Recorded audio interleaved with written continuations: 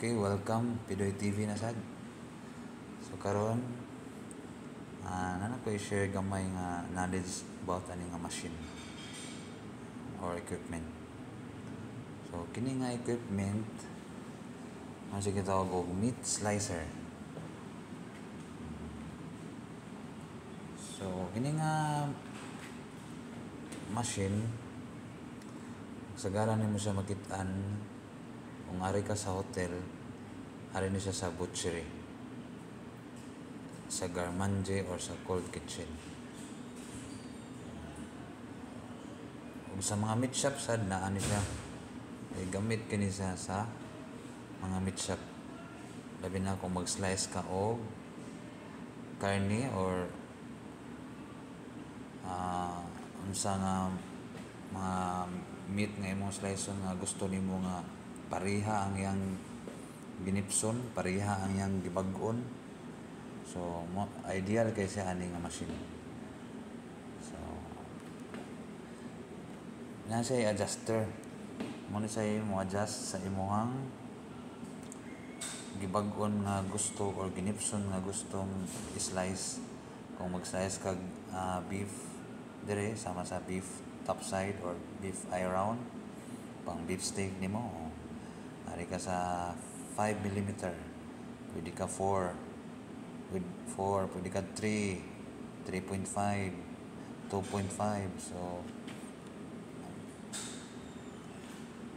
ang gusto nimo mas ginipson makuha gini mo pareha tanan kung kini imong gamitin nga machine. So butang na nimo dihang karne, butang mo din ha, clip niya. So kanto pong karne nga dili sad siya totally defrost, anang medyo may pagka frozen pagamay, half defrost lang. Ini pull nimo or push nimo or pull ana na siya. So dali ra siya ma-slice. So pareha ang yang ginipson, pareha ang gibag-on kung 5mm yung gusto ko.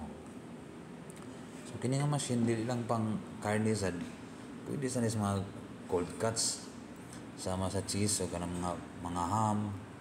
So kanang cheese pang burger, ari nimo dire slice. Paspas dali ra kay mahuman. Ham, ang ginipson ham pang sandwich, dire butang nimo slice na nimo, butang nimo dia, push pull, paspas kay electric mo ni, butang pasnak nimo dia, electric na yan. Tapos ang pula na. Ano siya? Tuyok siya. Dili butang ka niya. Dili na imong gamot kay para safety. Maikbay kayang blade. Ano siya? So, ano siya gamit ani nga machine, meat slicer, para sa mga meat nga gusto nimong ikat nga pareha ang ginipson, pareha ang gibag-on. Sa cheese para sa imong burger, mga ham para sa sandwich, dire. So okay.